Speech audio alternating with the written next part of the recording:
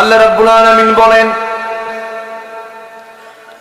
ইন্নামাল মুমিনুনা আল্লাযীনা ইযা যুকিরাল্লাহু ওয়াজিলাত কুলুবুহুম ওয়া ইযা তুলিয়াত আলাইহিম আয়াতুহু যাদাতহুম ঈমানান ওয়া আলা রাব্বিহিম ইয়াতাওয়াক্কালুন। জোরে বলুন আল্লাহু আকবার। মুমিন তো তারাই, তাদেরকে চেনার জন্য তিনটা গুণের কথা আল্লাহ রাব্বুল আলামিন তুলে ধরেছেন। নাম্বার 1 হলো ইমানদারদের সামনে যখন আল্লাহর নাম না হয়, আল্লাহর ভয়ে তার দিলটা কাঁপতে থাকে। নাম্বার 2 হলো তার সামনে যখন কোরআন তেলাওয়াত করা হয়, ঈমানটা শতগুণে বৃদ্ধি পেয়ে যায়। নাম্বার 3 হলো ইমানদাররা সর্বক্ষণ ভরসা রাখে কার উপরে? আসতে বলবেন না, কার উপরে? কত মুরব্বী, কত মাজলুম দোয়া করেছে, আল্লাহ এই জুলুমের কি অবসান হবে না? বলেন, এই দোয়া করেন, এই দোয়া করেন, আল্লাহ তুমি কি সাহায্য করবা না? অনেকে তো এক পর্যায়ে বলেই ফেলে, আল্লাহর কি চোখ কানাই হয়ে গেছে নাকি? যেরকম নাউজুবিল্লাহ, এই জাতীয় কথা বললে তার কি ঈমান থাকে? আমার বন্ধুগণ, আল্লাহ যে শোনেন, আল্লাহ যে বান্দার সকল কিছু বোঝেন, তা 55,000 বর্গ মাইলের সোনার বাংলার এই বান্দাগুলো তা নিজের চোখের সামনে দেখে ফেললো, বাস্তবে দেখে ফেললো। আজ থেকে 16 বছর আগে হাতে কড়া লাগায়া, হ্যান্ডকাপ পরায়া জগদ্দন্য আলেমদেরকে জেলখানা থেকে কোর্টে, কোর্ট থেকে জেলখানায় এই যে নির্যাতন গুলো করা হলো, আজকে সেই বাস্তব রূপ আবার রূপায়িত করে দিতেছেন তিনি আমার কে? আল্লাহ। পাপ বাপকেও ছাড়ে না, জুলুমকে আল্লাহ তাআলা সহ্য করেন না। জুলুম খুব মারাত্মক অপরাধ। কুফুর দিয়ে শাসন চলতে পারে, কোন কাফের যদি রাষ্ট্র চালায়, যদি সে জুলুম না করে, সেই কাফের রাষ্ট্রকে আল্লাহ তাআলা লম্বা করতে পারেন। কিন্তু কোন জালিম যদি জুলুম দিয়ে শাসন কার্য চালাতে চায়, আল্লাহ তার সহ্য করতে পারেন না। ফেরাউন ছিল না? ফেরাউন তার হায়াত ছিল হলো 1600 বছর। কত বছর? 1600 বছর। এরা ছিল কত বছর? 16 বছর। সংখ্যা যে মিলল কেমনে বুঝলাম না। সংখ্যা কিন্তু মিলছে একটু, ঠিক আছে না? সম্মানিত ভাইয়েরা, এখন আমাদের কাজ হচ্ছে আমরা নিজেকে গড়ে তুলব, মানুষের মতো মানুষ হব। জোরে বলি ইনশাআল্লাহ। কাউকে ঠকাবো না, কোনো হারাম কাজে যাব না। যুবকরা কোনো অবৈধ রিলেশন করবা না। ফ্রি ফায়ার, পাবজি, গেমস, এরপরে অশ্লীল দৃশ্য, এই ডিভাইস থেকে তুমি যত দূরে থাকবে, তুমি আল্লাহর তত নিকটে যাবে। আর এই সমস্ত ডিভাইসে যদি তুমি যত বেশি আসক্ত হবে, তোমার তত শয়তান নিকটে আসবে। এটা মাথায় রাখবা। জান্নাতে যাওয়ার ফর্মুলা কিন্তু কঠিন কিছু না। জান্নাত তো আল্লাহ আমাদের জন্যই বানাইছেন, আমাদেরই তো জান্নাত। জান্নাত আমার বাবার বাড়ি, এটা আমার বাবার ভিটা। এটা আমার বাপ আদম ছিলেন কোথায়? আমরা কিসের খাবার খেয়েছি আগে প্রথমে বলেন তো? আমার বাপরা কিসের খাবার খাইছে? জান্নাতের। জান্নাতের খাবার খেতে খেতেই আমার বাপের একা ভালো লাগলো না। বললেন, আল্লাহ একা ভালো লাগে না, জীবন সঙ্গিনী দিয়ে দাও। জীবন সঙ্গিনী দেওয়া হলো হাওয়া আলাইহিস সালাতু ওয়াস সালামকে। দুজন জান্নাতের মধ্যে থাকলেন। আল্লাহ কন্ডিশন করে দিলেন, শোনো আদম হাওয়া, থাকো খাও, কোনো সমস্যা নাই, কিন্তু একটা কথা, ফালা তাকরাবা, তাসনিয়ার সিগা, দুজনকে বলেন ফালা তাকরাবা হাদিহিস শাজারা, এই নিষিদ্ধ এরিয়ার কাছে তুমি আসবা না, তোমরা দুজনেই নিষিদ্ধ এরিয়ার বাইরে থাকবা। এই যে একটা অর্ডার দেওয়া হলো, নিষেধ করা হলো, শয়তান ওই জায়গায় গিয়ে নক করলো। শয়তান চলে গেছে কোথায়? আসতে কয় শয়তান কোথায় যেতে পারে? চিন্তা কইরেন। মনে হয় মুজিবনগর চেনে না। মুজিবনগর শয়তান চিনে?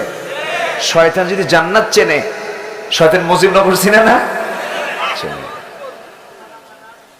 জি, এত সুন্দর মানুষ আপনারা, এত সুন্দর পিন পতন নীরব হয়ে কথাগুলো শুনছেন। আমার বন্ধুগণ, শয়তান করল কি? ফাওয়াসওয়াসা লাহুমা, দুজনকে, মাকে ও বাপকে, আমার বাপকে মাকে দুজনকে ওয়াসওয়াসা দিয়ে ফেললো। ফাওয়াসওয়াসা লাহুমা, দুজনকে ওয়াসওয়াসা দিয়ে ফেললো। নিষিদ্ধ বৃক্ষের কাছে চলে গেলেন। আল্লাহ রাব্বুল আলামিন বলছেন, আদম হাওয়া আর হলো না তোমাদের জান্নাতে থাকা। জান্নাতের পোশাক খুলে গেল। জান্নাত থেকে তাদেরকে আল্লাহ রাব্বুল আলামিন দুনিয়াতে পাঠালেন। কুলনা হাবিতু মিনহা জামিআন فإما يأتينكم مني هدى فمن تبع هدايا فلا خوف عليهم ولا هم يحزنون। ওই যে আমরা আমাদের বাপের ভিটা থেকে বাপকে দুনিয়াতে যখন পাঠায় দেওয়া হলো, এই যে আমরা চলে আসলাম, ওই যে দুনিয়াতে আছি, যারা দুনিয়া থেকে বিদায় হয়ে যাব, আমার বাবার বাপের ভিটার কথা বলা যাবে না। বাপের ভিটায় যেতে হবে, জান্নাতে যেতে হবে, নচেত মান সম্মান সব নষ্ট হয়ে যাবে। বাবার নাম নষ্ট হয়ে যাবে, মার নাম নষ্ট হয়ে যাবে, সুনাম নষ্ট হয়ে যাবে, আল্লাহর বান্দার পরিচয় দিতে আমরা লজ্জা পেয়ে যাব। এই জন্য এই দুনিয়া ছেড়ে যখন মরে যাব, আমাদের টার্গেট হবে আমরা কোথায় যেতে চাই? বলেন, কোথায় যেতে চাই? বিড়ি খায় আর নামাজ না পড়া। এই জাতি বিড়ি কম খায় না বেশি খায়? হাইরে টানা টানে। কোনো চার দোকানে বসা যায় না, কোনো স্টেশনে দাঁড়ানো যায় না, কোনো ট্রেনে চড়তে দারুণ কষ্ট। পাবলিক বাসে উঠলে যদি বলি ভাই বিড়িটা খায়েন না, কেন না, ভাল লাগলে আপনি নেমে যান। আমি কি ভুল বলতেছি? এই জাতি এত বিড়ি খায় কল্পনাতীত। ভাত খায় 3 বার, বিড়ি খায় কয়বার? আনলিমিট, কোন লিমিট নাই। এত খাওয়া খায়, এতবার টানে, প্রতিবারে কি কয়? বিসমিল্লাহ কয় না কি কয়? কিছুই কয় না। তাহলে কিছুই যেটাতে বলা যায় না সেটা খাবেন কেন আপনি? ও তো কিছুই না, আসলে আসলে কিছু ধোঁয়া। ওটার নাম কি? ধোঁয়া। ধোঁয়া কি জান্নাতে থাকবে না জাহান্নামে থাকবে? কি দরকার ধোঁয়া নিয়ে মারামারি করার? আল্লাহ তুমি সকল নেশা থেকে জাতিকে হেফাজত করো। জোরে বলি আল্লাহুম্মা আমিন। এই তো কিছু দূরে আবার আছে দর্শনায় কেরুয়ান কম, মদের ফ্যাক্টরি আপনাদের এলাকায় উৎপন্ন হয় মদ, আলহামদুলিল্লাহ। আর কি খাবেন আপনারা বলেন? জোরে বলি নাউজুবিল্লাহ। 1000 বছর ওয়াজ করে মদের বোতল বন্ধ করা যাবে না। 1000 বছর ওয়াজ করে এই সমস্ত নেশা বন্ধ করা যাবে না। 1000 বছর ওয়াজ করে জেনা বন্ধ করা যাবে না, লাইসেন্স বন্ধ করা যাবে না, সুদের কারবার বন্ধ করা যাবে না, চুরি বন্ধ করা যাবে না, ডাকাতি বন্ধ করা যাবে না। সব বন্ধ হবে যদি আইন এবং প্রশাসনের হাতে যদি কোরআনের আইন চলে আসে। ঠিক কিনা? এটাই সমাধান। এটাই কি সমাধান? এটা বলতে গেলে আমরা হয়ে যাই মৌলবাদী। কি সমস্যা? আব্বা আব্বা আব্বা আব্বা, হ্যাঁ বসেন। মুরব্বী, ও মুরব্বী বলো তো সমস্যা কি? সমস্যা একটা শব্দ বলাও মুশকিল। কোন দিক থেকে কোন কথা ভাইরাল হয় আল্লাহ জানে। যে চাচা বসেন, চাচা আঙ্কেল বললাম, আবার আঙ্কেলটা আবার ভাইরাল হয় কিনা আল্লাহ জানে। হ্যাঁ, চাচা বসেন। আল্লাহ তুমি ভাইরাল থেকে জাতিকে হেফাজত করো। এটা একটা সমস্যা। ভাইরালের ল আর ভাইরাসের লস। কি লস? এটা কোনো কল্যাণ বয়ে আনে না। মুরব্বী শব্দটা কত বরকতের শব্দ। এই শব্দটা এখন হয়ে গেছে আতঙ্ক, বুঝেন নাই? জি, সবাই বসো। তাহলে সমাধান কোন পথে? সমাধান ইসলামে আছে না নাই? আচ্ছা, আমার রাসূল যখনই বললেন, চাচা আবু জেহেল, আপনি একই বংশের মানুষ, চলবে না আপনার ওই মদ চলবে না, ওই জেনা চলবে না, সুদ চলবে না। আবু জেহেল কয়, ইন্নামাল বাইউ কামিসলির রিবা, ইন্নাল বাই'a কামিসলির রিবা। বলতেছে যে ব্যবসা তো সুদের মতোই। এখনো এই জাতীয় কথা বলার লোক মনে হয় নাই। আসতে বলবেন না, আছে না নাই? তো সে কি হয়ে গেল বলেন তো? আসতে কি হয়ে গেল? কার কথার মতো হলো? কার কথার মতো? ওই লোকটার নাম কি বলেন? আবু জেহেল। এরকম আবু জেহেল তো বাংলার জমিনে নাই, আছে না নাই? হ্যাঁ, এই সময় কেউ উঠেন না, উঠলেই ভাববো ওটাই সুদ খায়। বসেন, রোগ সারাতে হবে। কি সারাতে হবে? রোগ। রোগ নিয়ে সুস্থ থাকা যায় না। এই জন্য ইমানের কিছু রোগ আছে, ইমানের কিছু কি আছে? রোগ আছে। রোগের মধ্যে আবার কিছু ক্লাস আছে। কিছু রোগ আছে জটিল, যেরকম ক্যান্সার, কোনো অ্যান্সার নাই। ইমানের কিছু রোগ আছে, যে রোগ হলে পরে ওর কোনো অ্যান্সার নাই, ওর সোজা জাহান্নাম যেতে হবে। কোথায় যেতে হবে? জাহান্নাম। আসুন, ধীরে ধীরে সেই দিকে আমরা যাচ্ছি। আমার বন্ধুগণ, একটু কান লাগাবেন। হারামের যে কোনো আরাম নাই, হারাম পন্থা ইনকাম করবেন, সালমান এফ রহমান হয়ে যাবেন। কত কোটি কোটি টাকার মালিক, হাজার হাজার কোটি টাকার মালিক, হলমার্ক কেলেঙ্কারি, শেয়ার বাজার কেলেঙ্কারি। একটা মানুষের বাঁচার জন্য কত কি লাগে, কত চেষ্টা করে করে এত সম্পদের পাহাড় গড়লেন তিনি। আজকে প্রকাশ্য ওপেন সিক্রেট বিষয় জাতির সামনে স্পষ্ট, এই জন্য আমি কথাগুলো বলছি। অবশ্যই সমস্ত দৃষ্টান্ত থেকে শিক্ষা নেওয়ার দরকার জাতির, আছে না নাই? বাঁচার জন্য এত চেষ্টা করা হলো। আমার নবীজির দায়মি সুন্নাহ, যে দাড়িটা রাখা প্রত্যেকটা বান্দার জন্য রাখাটা ওয়াজিব। পৃথিবীর সমস্ত উলামায়ে কেরাম একমত, দাড়ি রাখাটা ওয়াজিব কাজ।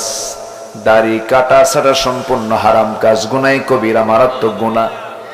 সমস্ত উলামা এখানে একমত। মাসালা শুনে নেন। এখন দাড়ি রাখবেন কিনা আপনার ইচ্ছা, আপনার। আমার বন্ধুগণ, এমন সুন্দর দাড়ি, সাদা দাড়ি, মাথার চুলও সাদা। বাঁচার জন্য করলো কি? দাড়ি কাটলো, মাথার চুলটা সাদা বানালো। এমন নৌকায় চললো, নৌকার ফেরে না, নৌকার কুলকুলাটা খুঁজে পায় না। কোস্টগার্ড পেয়ে গেল, ধরে আনতে আইন মন্ত্রীকে। ওইদিকে চুপ মেরে বসে আছেন দরবেশ সাহেব, বসে আছেন। মনে হয় আমাকে চিনবে না, কিন্তু আল্লাহ উলঙ্গ করেই ছাড়বেন, কোনো উপায় নাই। যখন বলতেছে আমার একা নিয়ে যাও কেন, ওই যে ওইখানে আরেকজন বসে আছে, কে ওটা? চিনলাম না তো। চিনবা কেমনে? মাথার চুল সাদা ছিল, কালো বানাইছে। দাড়ি ছিল, দাড়ি কাটছে। দরবেশ, দরবেশ। হাজার হাজার কোটি টাকার মালিক।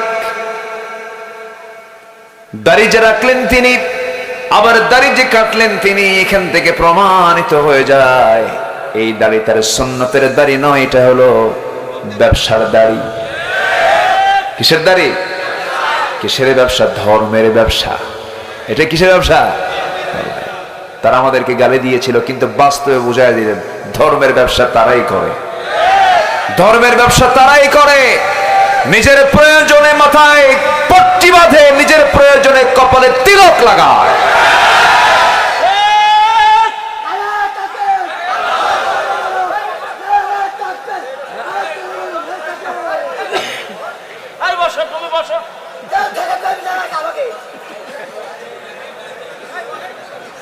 সারছে কাম, ও নিজে কয় নিজেই বোঝে, ও তাও কয় ঠিক। ওয়াজদার আমি কি করি? আজকে আলোচনার ভাব গম্ভীর্যের একটু ক্ষতি হয়ে যায় না, ঠিক আছে, ভাব গম্ভীর্য নষ্ট হয়, একটু খেয়াল করেন। ওনাকে একটু নিয়ে যেয়ে একটু চাটা খাওয়ায় নিয়ে আসেন। এই ছোট ভাই, একটু চাটা খাওয়ায় নিয়ে আসেন তো ওনাকে একটু। জি, আমার দিকে একটু তাকান। জি জি, আচ্ছা, ঠিক আছে, ঠিক আছে, থাক। না, সে তো পজিটিভ, একটু তাল ঠিক থাকে না, এমনি পজিটিভ তো, সে বোঝে সবকিছু।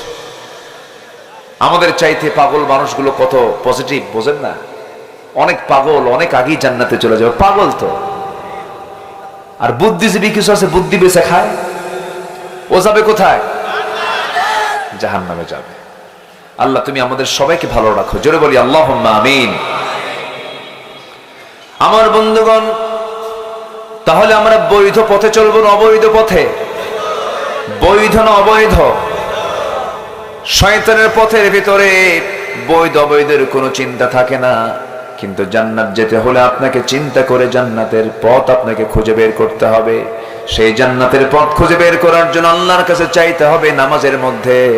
যারা পারেন ঠোঁট মিলিয়ে বলুন, ইয়্যাকা না'বুদু ওয়া ইয়্যাকা নাস্তাঈন ইহদিনাস সিরাতাল মুস্তাকিম সিরাতাল্লাযীনা আন'আমতা আলাইহিম গায়রিল মাগদুবি আলাইহিম ওয়ালাদ-দাল্লিন। এরপরে আরো জোরে বলেন, আয় আল্লাহ তাআলা তুমি আমাদের কি সরল সঠিক পথ দেখায় দাও, যে পথে চিরশান্তি।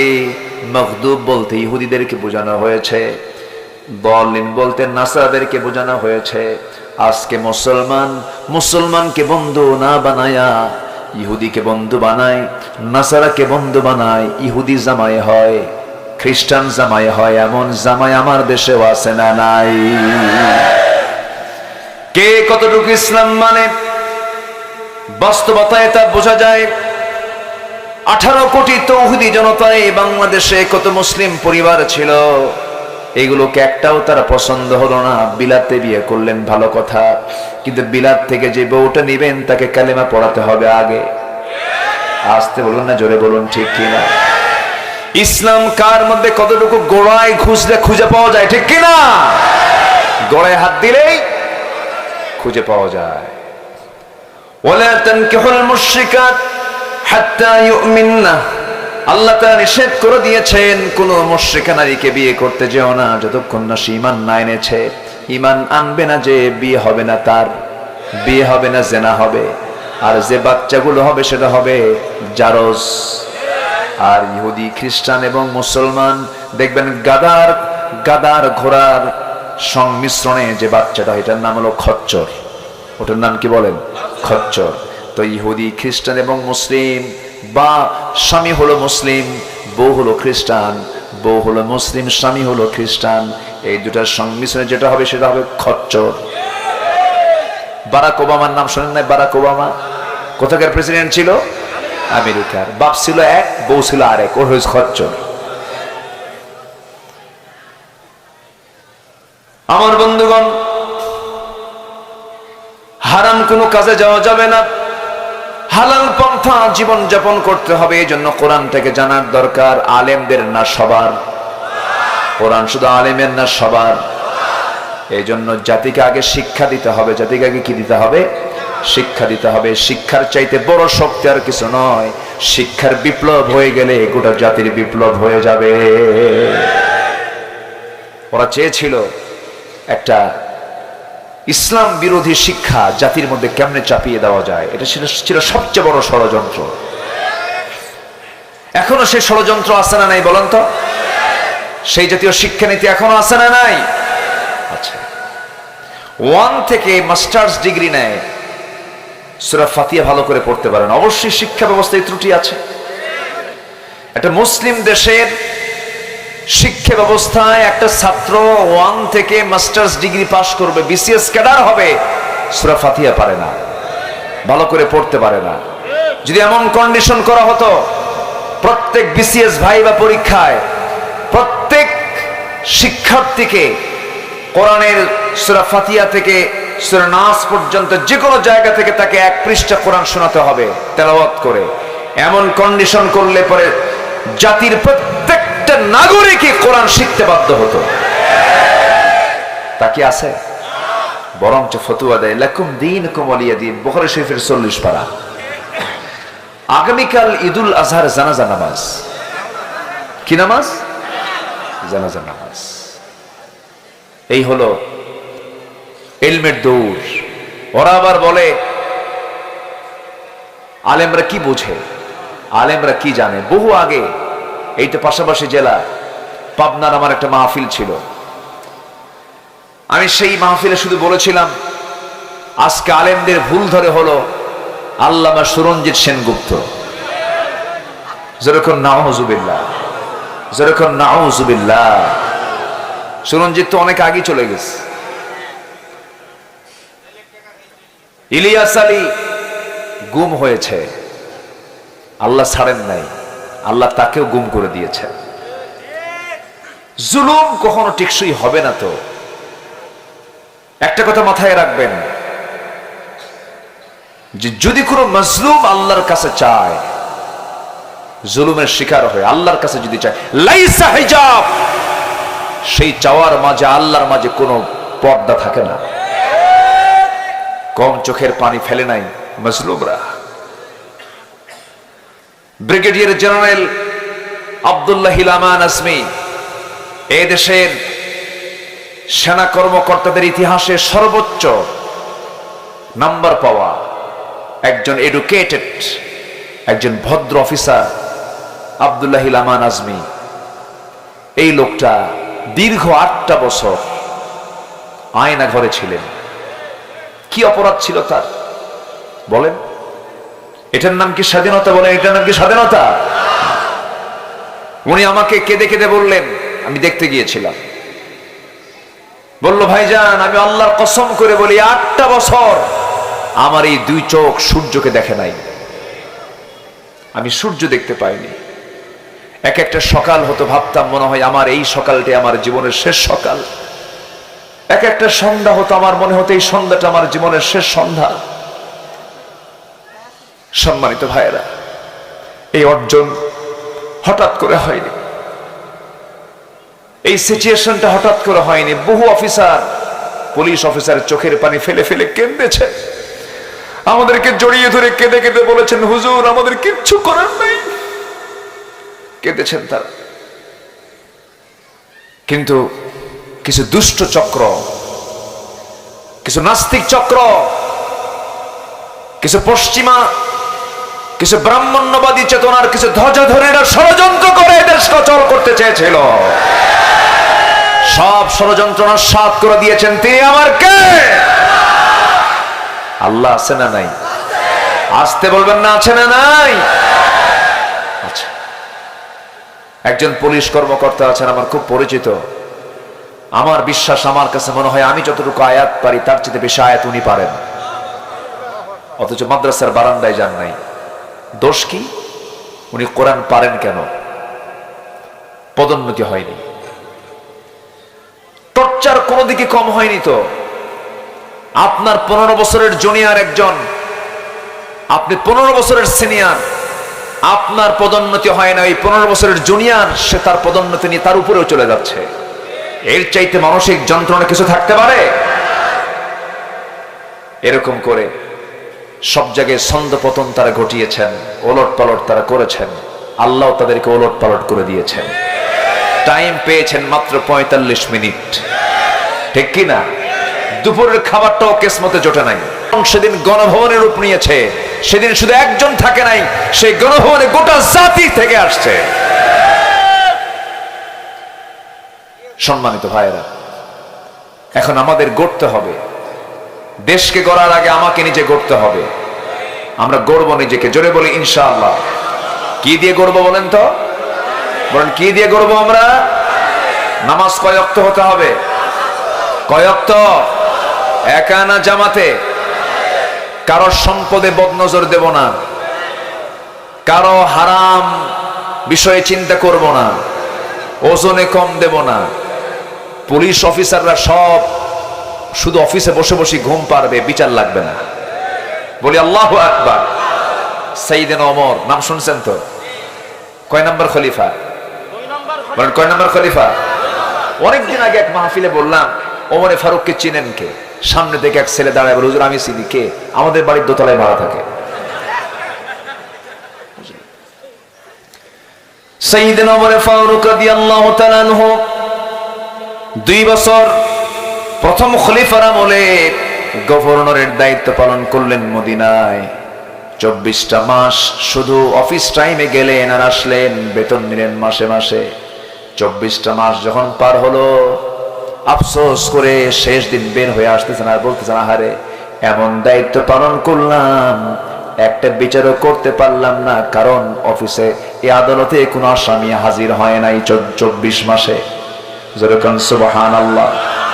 সব হয়ে গেছে কার গোলাম? সব ভয় করে প্রশাসনের না আল্লাহর।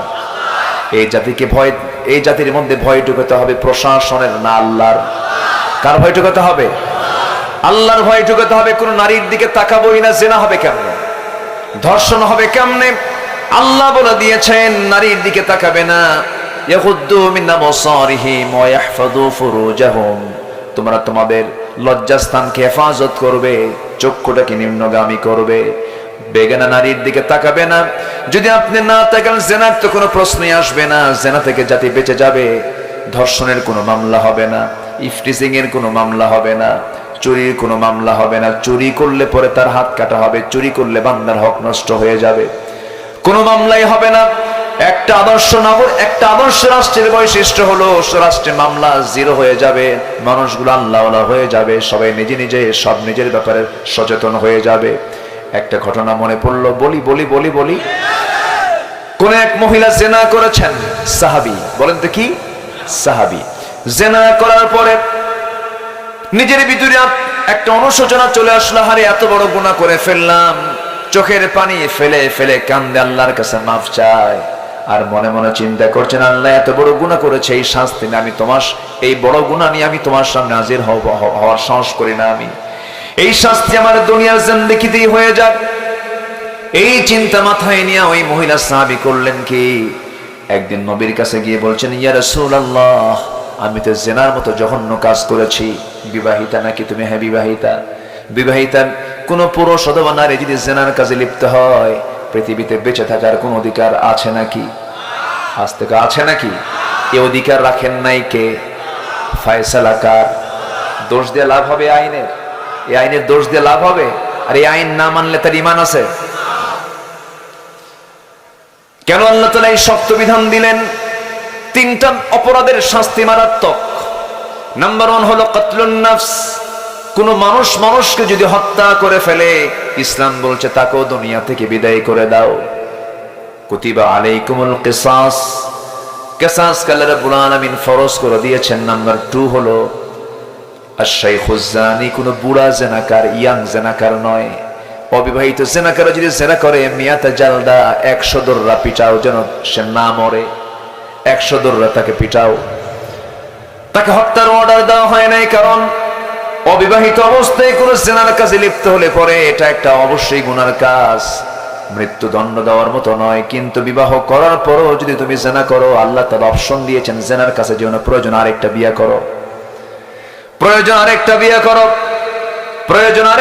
করো, তবু তুমি জেনার কাছে যেও না।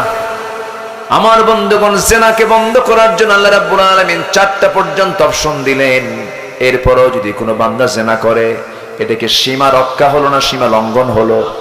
লঙ্ঘন হয়ে গেল। আর যখন জেনার কাজটা বেড়ে যাবে, নতুন নতুন রোগ চলে আসবে, ওই রোগে ইমানদাররা আক্রান্ত হয়ে যাবে, সমাজ আক্রান্ত হবে, মহামারী সমাজে শুরু হয়ে যাবে, বড় ক্ষতি হয়ে যাবে।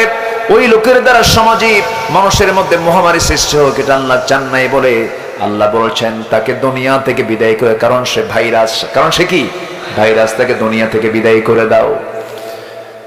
নাম্বার 3 হলো, যদি কোনো বান্দা আল্লাহকে গালি দেয়, রাসূলকে গালি দেয়, কোরআনকে গালি দেয়, দ্বীনকে গালি দেয়, ইসলামের বিরুদ্ধে যদি কথা বলে, সে মুরতাদ হয়ে গেছে। এই 3টা অপরাধের শাস্তি ইসলাম মৃত্যুদণ্ডে দণ্ডিত করতে বলেছে, দুনিয়া থেকে বিদায় করতে বলেছে। ওই মহিলা 2 নম্বর অপরাধ জেনার কাজে তিনি স্বীকৃতি দিচ্ছেন। রাসূল বলছেন, তুমি কি জেনা করেছো নাকি? হ্যাঁ হুজুর, আমি জেনা করেছি। না করো নাই? না হুজুর, জেনা করেছি। না করো নাই? না হুজুর, জেনা করছি। বারবার বলছেন। আমার নবীজি বলছেন, মহিলা তুমি তো নিজের জবানবন্দি দিয়ে ফেললে, আর কিচ্ছু করার নাই, সাক্ষী তো আর লাগবে না। জেনার সাক্ষী লাগে 4 জন। কয়জন বলেন? 4 জন। কিন্তু এখানে 4 জনের প্রয়োজন হচ্ছে না, কারণ ওই মহিলা নিজেই সাক্ষী দিয়ে ফেলতেছেন। রাসূল বলছেন, পেটে কোনো বাচ্চা আসছে নাকি, মিন্স বন্ধ হয়েছে নাকি? হ্যাঁ, মিন্স বন্ধ হয়ে গেছে, বাচ্চা পেটে চলে আসছে। রাসূল বললেন, কোনো উপায় নাই ও মহিলা, কোনো উপায় নাই, এই মুহূর্তে তোমার উপরে কোনো আইন কার্যকর করা যাবে না, যাও নিজের বাড়িতে যাও, সন্তান ডেলিভারি না হওয়া পর্যন্ত আমি তোমার উপরে কোনো আইন কার্যকর করতে পারবো না। মহিলা কান্দার বলে, হুজুর বাঁচবো যে গ্যারান্টি কে? রাসূল বলেন, যা আমি তোমার জন্য দোয়া করলাম, যাও। মহিলা চলে গেলেন, বাড়িতে থাকলেন, সেজদায় পড়ে পড়ে কান্দেন, চোখের পানি ফেলে ফেলে কান্দেন, তওবা করেন। কার কাছে কাঁদেন বলেন? আল্লাহর কাছে কাঁদেন। 9টা মাস পূরণ হলো, বাচ্চা ডেলিভারি হয়ে গেল, একদিনও পার হলো না, 2 দিন পার হলো না, 24 ঘন্টার মাথায় এর মধ্যেই ওই মহিলা নবীর কাছে হাজির হয়ে বলছেন, ইয়া রাসূলুল্লাহ, আপনি আমাকে এতদিন পর্যন্ত ওয়েট করতে বলেছেন, সন্তান ডেলিভারি হয়ে গেছে, আপনি আমার উপর আইন কার্যকর করে দেন। রাসূল বলছেন, মহিলা সন্তানটা জীবিত না মৃত? হুজুর সন্তান তো জীবিত রেখে এসেছে। রাসূল বললেন, কোনো কথা নাই, হাউলাইনি কামিলাইন, 2টা বছর তোমাকে দুধ অবশ্যই পান করাতে হবে, যাও তুমি বাড়িতে চলে যাও। সঙ্গে সঙ্গে মহিলা বলে, হুজুর এই লম্বা সময় বাঁচবো কেমনে, তার গ্যারান্টি দেবো, কিন্তু তার গ্যারান্টি কি? রাসূল বললেন, যাও, গ্যারান্টি আমি দেবো কেমনে, কিন্তু উপায় তো নাই, সন্তানের হক আছে তোমার স্তনে, দুধ খাও, বাচ্চাকে বড় করো, যাও। মহিলা চলে গেলেন, পরাক্রান্ত হৃদয় নিয়ে সন্তানকে দুধ পান করান, অন্য খাবারের প্র্যাকটিস গড়ে তোলেন। 6 মাসের মাথায় টোটালি সন্তানের দুধ বন্ধ করে, সন্তানকে কোলে করে নিয়ে টোটালি সন্তানকে দুধ বন্ধ করে দিয়া অন্য খাবারের অভ্যাস গড়ে তুলে সন্তানকে কোলে করে নবীর সামনে হাজির হয়ে বলছেন, ইয়া রাসূলুল্লাহি, এই যে সন্তান দুধ খাওয়া বন্ধ করে দিয়েছে, 3টা বার আপনার শরণাপন্ন হলাম বিচারের জন্য, আজকে দয়া করে ফেরত দিবেন না। সঙ্গে সঙ্গে রাসূল বলছেন, দাও, সন্তানটা আমার কোলে উঠায়া দাও। রাসূল সন্তানটা উঠায় নিলেন কোলে। এরপরে বলছেন, সাহাবীরা শোনো, এই যে আমার হাতে সন্তানটা দেখতে পেতেছে, এই সন্তানের লালন পালনের দায়িত্ব যে বান্দা গ্রহণ করবে, আমি রাসূল আর ওই দায়িত্ব পালনকারী ব্যক্তি জান্নাতের মধ্যে 2 নখের দূরত্ব অবস্থান করব। কয়েকজন সাহাবী দৌড় মেরে আসলেন, একজনকে কোলে উঠায়া দিলেন। এরপর রাসূল কাঁদা কাঁদা কণ্ঠে বলছেন, ও সাহাবীরা, মহিলাকে নিয়ে যাও, উন্মুক্ত মরু প্রান্তরে পাথর মেরে তাকে দুনিয়া থেকে বিদায় করে দাও। আমার বন্ধুগণ, এই যে একজন অপরাধী অপরাধ করার পর তার মধ্যে আত্মসমালোচনা হয়েছে, আসামি ধরার জন্য পুলিশ লাগলো না, আসামি আটকে রাখার জন্য জেলখানা লাগলো না, আসামি ধরার জন্য কোনো সাক্ষীর প্রয়োজন হলো না, আসামি নিজে হাজির হয়েছে একমাত্র কার ভয়ে? আসতে বলবেন না, কার ভয়ে? আল্লাহর ভয়ে। আমার বন্ধুগণ,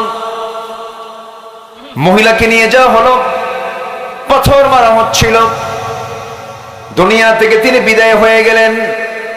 সাইয়েদনা আলী রাদিয়াল্লাহু তাআলা আনহু নবীর সামনে এসে বলছেন, ইয়া রাসূলুল্লাহ, ওই মহিলাকে যখন আমরা পাথর মারছিলাম, এমন সময় ওই মহিলার কিছু রক্ত, নাপাক রক্ত আমার গায়ে ছিটকেসে লাগলো। রাসূল লক্ষ্য করে দেখেন, আলী নাসিকা কুঞ্চিত করছেন, নাক শিকায়া তুলছেন, ভরসনা করছেন। রাসূল বলছেন, আলী রে, তুমি কাকে ভরসনা করো, নাক শিকায়া তুলো কার জন্য তুমি কি জানো? এই মহিলা সাহাবী আমার দুনিয়া থেকে বিদায় হওয়ার পূর্বে, রক্ত জমিনে পড়ার পূর্বে আল্লাহ তাআলা তার সকল তওবা কবুল করে নিয়েছেন, জান্নাতের মেহমান হয়ে গেছে। আমার নবীজি বললেন, মহিলা ও সাহাবীরা, এই মহিলার জানাজার আয়োজন করো, জানাজার দায়িত্ব আমি কাউকে দেব না, আমি রাসূল নিজে তার জানাজা পড়াবো। আমার নবীজি জানাজা পড়ায়া দিলেন, জানাজা সম্পন্ন হয়ে গেল।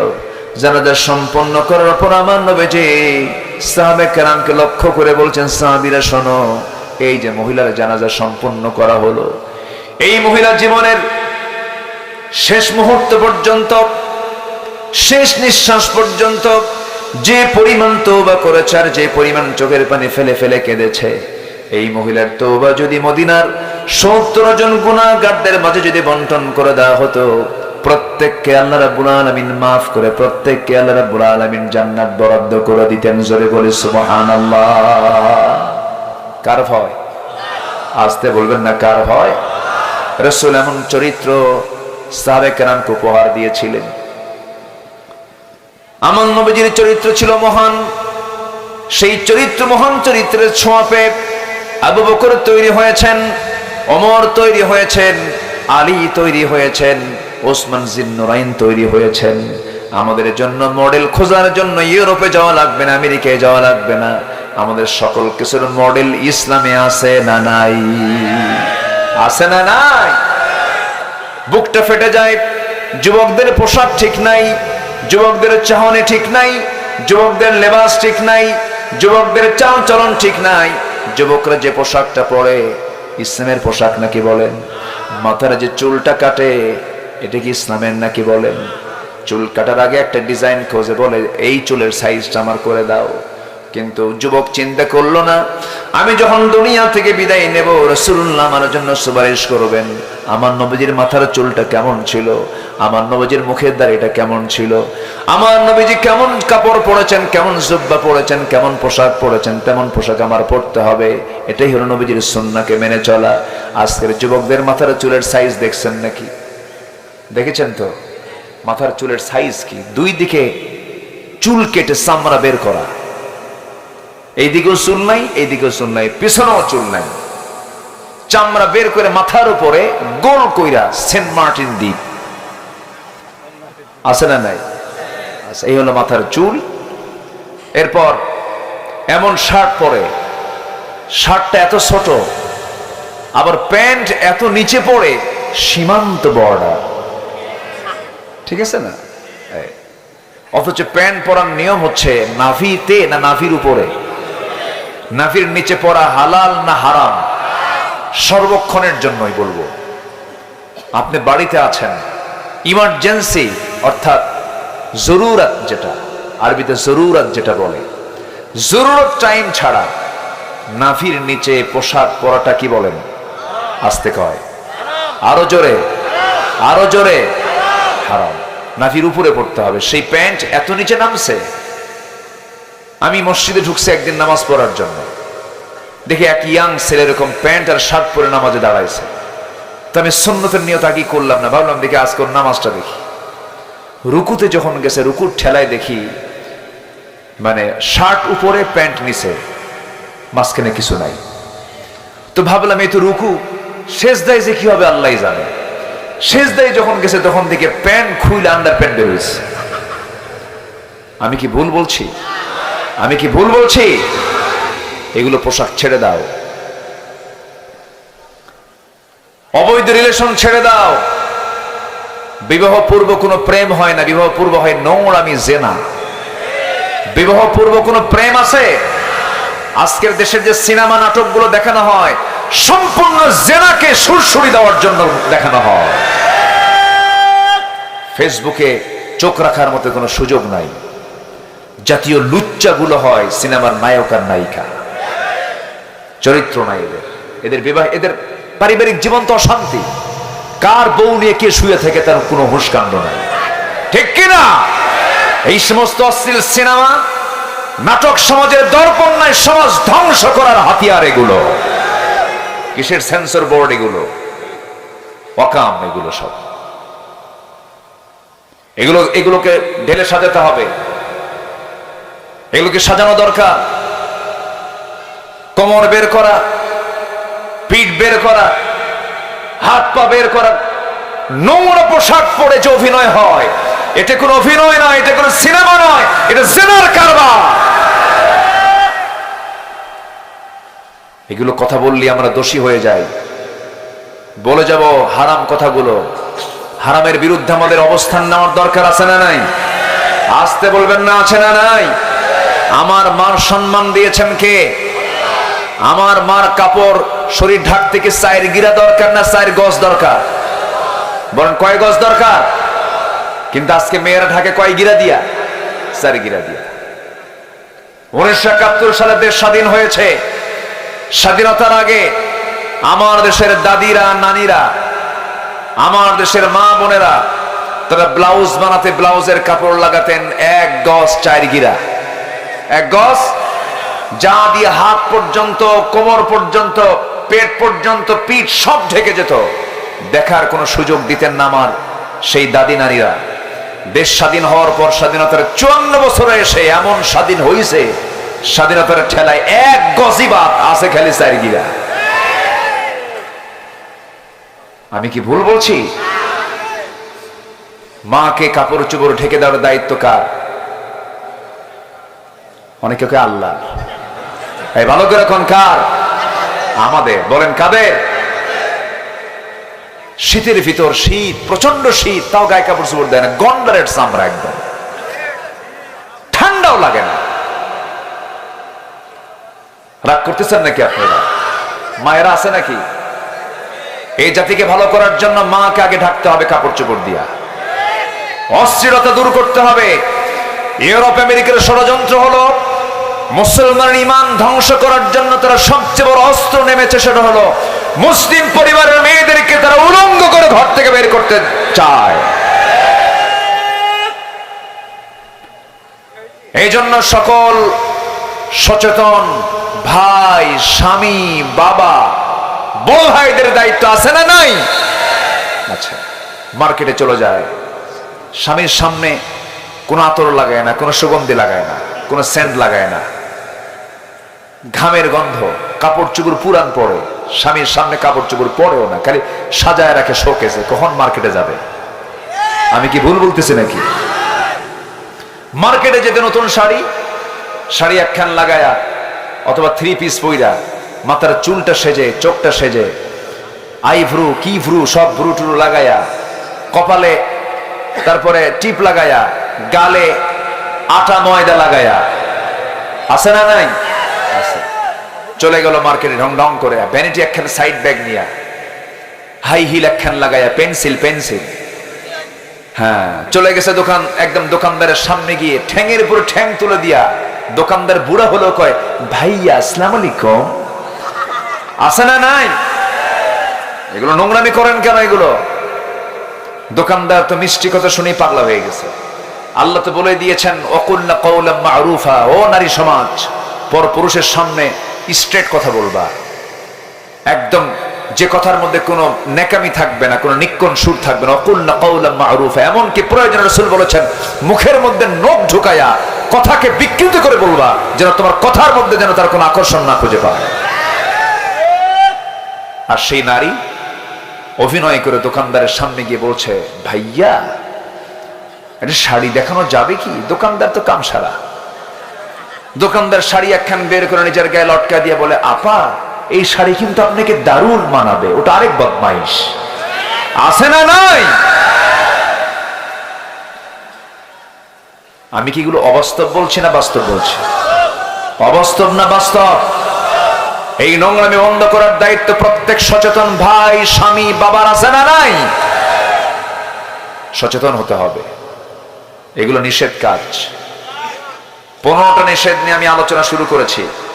অলরেডি নিষেধের বেশ কিছু বিষয়গুলো আমি উপস্থাপন করেছি। এখন সিরিয়াল একটু আসি। আমরা 15টা যদি নিষেধাজ্ঞা আল্লাহর মেনে চলি, আমার আপনার জান্নাতে যেতে কোনো বাধা থাকবে না। জোরে বলি ইনশাআল্লাহ। নাম্বার 1, শিরকের কাজ করা আদেশ না নিষেধ? শিরক করা সিদ্ধ না নিষিদ্ধ? সিদ্ধ না নিষিদ্ধ? নিষিদ্ধ। মেহেরপুরে আসছি আমি, আজকে কথা বলে খুব মজা পাচ্ছি। কেন জানেন? আপনাদের ভাষাটা আমার চেয়েও সুন্দর। বলি আলহামদুলিল্লাহ। ভাষা সুন্দর যাদের হয় তাদের সামনে কথা বলে খুব মজা পাওয়া যায়, তারা বুঝে কথাগুলো। আর আমি যদি নোয়াখালী ভাষায় কইতাম কথা, হ্যাঁ হ্যাঁ কইতাম কিতা কইতাম। কত ভাষা কে দিয়েছেন বলেন তো? আল্লাহ দিয়েছেন। বুড়ার বুড়ি দুইজন নোয়াখালী আর ময়মনসিংহ গল্প করতেছে। তো ময়মনসিংহের এক বুড়ি বলতেছে নোয়াখালীর বুড়িকে, বোন আপনি কি মতাইছুন? তো এখন নোয়াখালী কয়, এটা আবার কি কয়? এ কি দেখো, এই কে মতাইছেন? মানে নোয়াখালী ময়মনসিংহ বুঝাচ্ছে, ভাই বোন আপনি কেমন আছেন, বোন আপনি কি মতাইছুন? ও ভাবছে কিয়ামত আসছে। কি আসছে? কিয়ামত আসছে। এই যে ভাষা, এই যে কি ভাষা, এই ভাষাগুলো কে দিয়েছেন বলেন তো? আল্লাহ দিয়েছেন। জি চাচা আপনি কোথায় যাচ্ছেন? কষ্ট হচ্ছে, বয়সও হয়ে গেছে, 12টা বাজে, কি করব শেষ করে দেই? আলোচনা চলো। জোরে বলি ইনশাআল্লাহ। শর্ট করে হলো আমরা 15টা পয়েন্ট আজকে শিখে যাব। জোরে বলি ইনশাআল্লাহ। কোন চরিত্র মানি না, কোন নেতা মানি না, কোন আদর্শ মানে না, একমাত্র নবীর চরিত্র, নবীর আদর্শ ছাড়া, ঠিক কিনা? আমার দল হবে নবীর, আমার আদর্শ হবে নবীর, আমার চেতনা হবে নবীর। নবীর বাইরে যা আছে তা আমরা পচা বস্তা মনে করে ধিক্কার মারি, ঠিক কিনা? আল্লাহ কবুল করুন, জোরে বলে আমিন। 1 নাম্বার, শিরিক করা সিদ্ধ না নিষিদ্ধ? কে করেছেন? যে শিরিক করবে তার জান্নাত নিষিদ্ধ, তার জান্নাত নিষিদ্ধ। নিষিদ্ধ কে করেছেন? আল্লাহ। আল্লাহ রাব্বুল আলামিন বলেন, وَمَن يُشْرِكْ بِاللَّهِ فَقَدْ حَرَّمَ اللَّهُ عَلَيْهِ الْجَنَّةَ। যে ব্যক্তি শিরিক করবে তার জন্য জান্নাত নিষিদ্ধ। মোল্লার কথা না আল্লাহর কথা? আব্দুল্লাহর কথা না আল্লাহর কথা? আল্লাহর কথা। যথোপযুক্ত আল্লাহ পাক এটাকে বাস্তবায়ন করবেন। এখন প্রশ্ন হলো, শিরিকটা কি? শিরকের ব্যাখ্যাটা কি? এই ব্যাখ্যা যদি আমি সঠিকভাবে দিতে যাই, এই শিরকের ব্যাখ্যা দিতে মোটামুটি 3টা দিন লাগবে। কয়টা দিন লাগবে বলেন? 3টা দিন লেগে যাবে। অনেক লম্বা লম্বা কথা। শর্টলি শুধু বলতেছি, শিরিক হলো যে জিনিস যে জায়গায় সেই জায়গায় না রেখে অন্য কোথাও যদি রাখেন সেটার নাম শিরিক। যেরকম মাথার টুপি আছে, কি আছে বলেন? টুপি। এই টুপি যদি মাথায় না রেখে যদি হাঁটুতে রাখেন, টুপির প্রতি জুলুম হয়ে গেল। জুলুম এক প্রকার শিরিক। ইন্না শিরকা লাযুলমুন আযীম। আল্লাহ রাব্বুল আলামিন শিরিককে বরদাস্ত করতে পারেন না। আল্লাহ দিয়েছেন চোরের বিধান, আল্লাহ দিয়েছেন ডাকাতের বিধান, আল্লাহ দিয়েছেন অর্থনীতির বিধান, আল্লাহ দিয়েছেন সমাজনীতির বিধান, আল্লাহ দিয়েছেন খুনের বিধান। কিন্তু আল্লাহর বান্দা সেই বিধানকে তোয়াক্কা না করে বান্দা নিজে আইন প্রণয়ন করে আল্লাহর বিরুদ্ধে আইন বাস্তবায়ন করে। এর চাইতে বড় শিরিক আল্লাহর জমিনে আর নাই। সূর্য কার নিয়মে চলে? চন্দ্র কার নিয়মে চলে? আকাশ কার নিয়মে চলে? জমিনটা কার নিয়মে চলে? আমি আপনি ধান লাগায় আসি, জমিতে ধান বপন করি, বীজটা লাগায় আসি, সেই বীজটা বড় করেন কে? সেটাকে সুন্দর করে বড় করে প্রস্তুত করেন তিনি আমার কে? আমি আম গাছ ছোট্ট লাগায় দিয়েছি, সেই আম গাছটা বিশাল আকারে বড় করেছেন কে? আম গাছে আম দেন কে? জাম গাছে জাম দেন কে? মাটি 2 রকম না 1 রকম? মাটি 1 রকম কিন্তু ফল 2 রকম। কে করে দিয়েছেন? আল্লাহ করে দিয়েছেন। সবকিছু যদি আল্লাহর নিয়মে চলতে পারে, আমার চোখ আল্লাহর নিয়মে চলে, আমার হাত আল্লাহর নিয়মে চলে, আমার পা আল্লাহর নিয়মে চলে, সমাজটা চালাতে নিয়ে তুমি আল্লাহর নিয়ম কেন মানবা না? এটা তোমার জন্য শিরকের কাজ হয়ে যাবে। শিরক আল্লাহ রাব্বুল আলামিন মাফ করবেন না। সব গুনাহ মাফ হবে। আল্লাহ বলছেন, তোর যত গুনাহ, সব গুনাহ মাফের দায়িত্ব আমি আল্লাহ নিয়ে নিলাম। তুই আমার কাছে শিরক মুক্ত হয়ে আয়। আল্লাহ তো শিরক বিশাইআন বিকরাবিল আরদিল খাতায়া। তোমার সমস্ত গুনাহগুলো জমিন চেয়ে গেছে, কোনো সমস্যা নাই। সব গুনাহগুলো আমি আল্লাহ সব মুছে দেব, সব ইরেজ করে দেব। শর্ত হলো গুনাহ মুক্ত হয়ে আমার কাছে শিরিক মুক্ত হয়ে আস, আমি তোমাকে গুনাহ মুক্ত করে জান্নাত দিয়ে দেব। শনিবারে বাস কাটা যাবে না, মঙ্গলবারে বিয়ে হওয়া যাবে না। এগুলো আছে নাকি? আছে, এগুলো আছে। বিয়ের দিন যার বৃষ্টি হবে সারাদিন তার চোখের পানি ফুরাবে না। দেখছেন কি মুফতি আজম? এ ওঠেকে ধরেন তো, বসেন বসেন। আমি তো বহুদূর যাব, আমি যাব না? আমিও তো যাব, আপনিও যাবেন। আমরা একসঙ্গে দোয়া শামিল হয়ে যাব। জোরে বলি ইনশাআল্লাহ। নাম্বার 2 হলো অবিচার করে নিষিদ্ধ। বিচার করতে হবে, সঠিক বিচার করবেন, আল্লাহ তাআলা সঠিক বিচারের ফলাফল আপনাকে জান্নাত দিয়ে দিবেন। আল্লাহ রাব্বুল আলামিন বলছেন, ও বান্দা, আরশ আজিমের ছায়া আমি 7 শ্রেণীকে রাখবো। এর মধ্যে 1 নাম্বার শ্রেণী হলো সঠিক বিচার যারা করে। যেরকম সুবহানাল্লাহ। এখানে আলেমকে ডাকেন নাই, এখানে নামাজিকে আগে ডাকেন নাই, দানবীরকে আগে ডাকেন নাই, এগুলো ডেকেছেন পরে। 1 নাম্বারে বলেছেন, যদি কোনো বান্দা দুনিয়াতে সঠিক বিচার করতে পারে, আমিও তো বিচারক, সঠিক বিচার করনেওয়ালাকে আমি আল্লাহ আমার আরশ আজিমের ছায়ার নিচে 1 নাম্বার তালিকায় স্থান দিয়ে দেব। জোরে বলে সুবহানাল্লাহ। এই জন্য বিচারকের দাম সবচেয়ে কম না সবচেয়ে বেশি? যদি সে সঠিক বিচার করে। আর সঠিক বিচার না করলে খবর আছে না নাই? আসতে বলবে না, খবর আছে না নাই? খবর আছে। এই সঠিক বিচার যদি আজকে হতো, আল্লামা সাঈদীকে আজকে আমরা হারাতাম না?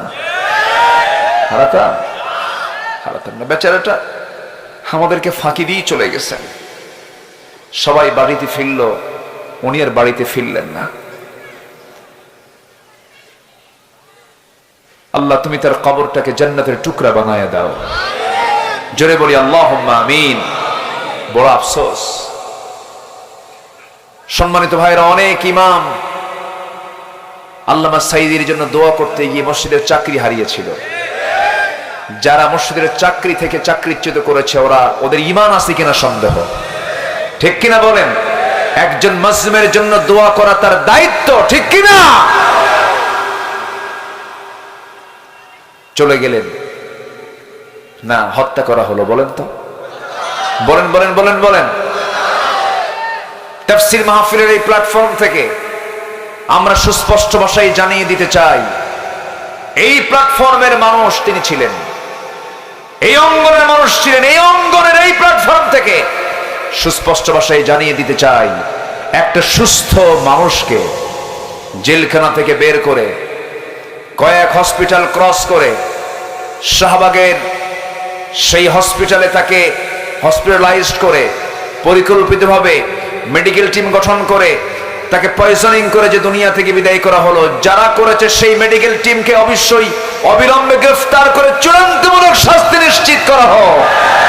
এ মতের পক্ষে রাজি আছেন কারা কারা? হাত উঁচু করে দেখা।